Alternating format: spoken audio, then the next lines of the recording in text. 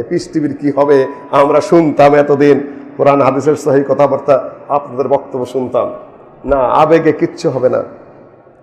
আমরা ওই দেশের মানুষ, আপনার আমাদের মনোভাব জানার দরকার ছিল। এদেশের প্রত্যেক পার্টি, প্রত্যেক দলের 90% মানুষ পিস টিভির ভক্ত। স্বরাষ্ট্রমন্ত্রী সত্য কথা বলেছেন যে দেশের অধিকাংশ মানুষ পিস টিভির ভক্ত, ডক্টর জাকির নায়েকের ভক্ত, সুতরাং আমি বন্ধ করতে পারবো না। স্বরাষ্ট্রমন্ত্রী অস্বীকার করেছিলেন প্রথম, এটা বাস্তব কথা, তিনি সত্য কথা বলেছেন।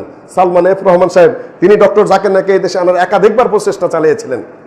আগে এখানে কেউ দলমত নেই ডক্টর জাকির নায়েক নিয়ে, ভাই বলেছেন কাজে আমি একটু ইশারা দিয়ে যাচ্ছি, কিন্তু এটা হলো অন্য বিষয়।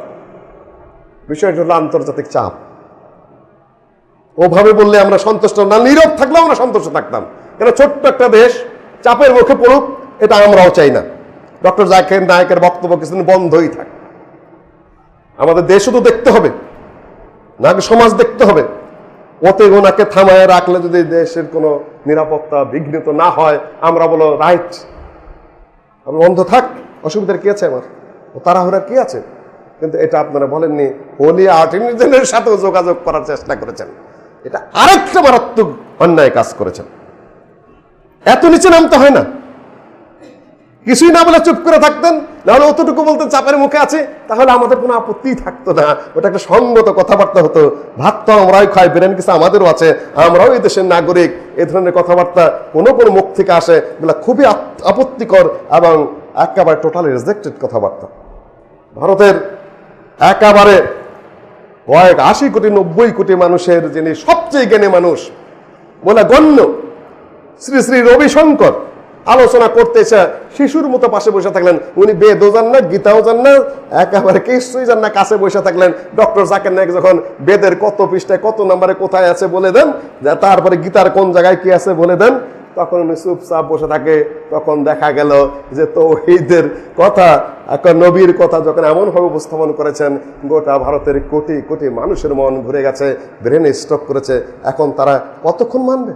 খ্রিস্টান জগতের সবচেয়ে বড় শিক্ষিত মানুষ ক্যাম্পবেল যখন বাহাস করতে এসে কিচ্ছুই বলতে পারে না, তৌরাতেরও কিছু বলতে পারে না, ইনজিলেরও কিছু নেই, ওল্ড টেস্টামেন্ট, নিউ টেস্টামেন্ট এবং পোলসের যে সকল লেটার্স আছে সে কিছুই বলতে পারে না।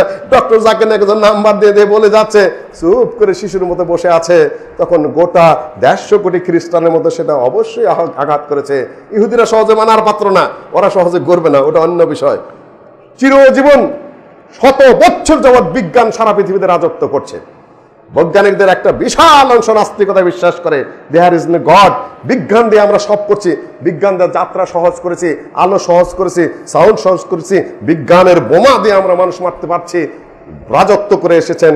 কিন্তু ডক্টর জাকির নায়েক যখন অত্যন্ত সহজভাবে কোরআনের 1000 আয়াত বিজ্ঞানের সপক্ষে উপস্থাপন করেছেন, আকাশ, চন্দ্র, সূর্য, গ্রহ, নক্ষত্র, তারপরে এই মাটি, পানি, মৌমাছি, হাতি, মাকড়সা, কোনটার কোন গুণ কোরআনে কিভাবে আছে, মধুর কথা, সকল কাহিনী যখন কোরআনের আয়াত 1000 আয়াত নিয়ে গবেষণা করে বিজ্ঞানের এমনভাবে প্রমাণ করেছেন, সারা বিজ্ঞানের জগৎ যারা অহংকার করে এসেছেন তাদের অহংকার চূর্ণ বিচূর্ণ হয়ে গেছে, তাদের ইগোতে আঘাত লেগেছে।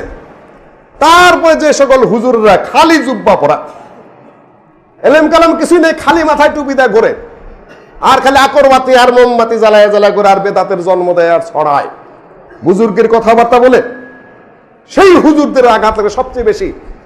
ওনার প্রচার বন্ধ হওয়ার পরে যে পত্রিকাটা সর্বপ্রথম লাল কালিতে হেডলাইন করেছে সেটা এদেশের সারা বাংলাদেশের হুজুরদের পত্রিকা।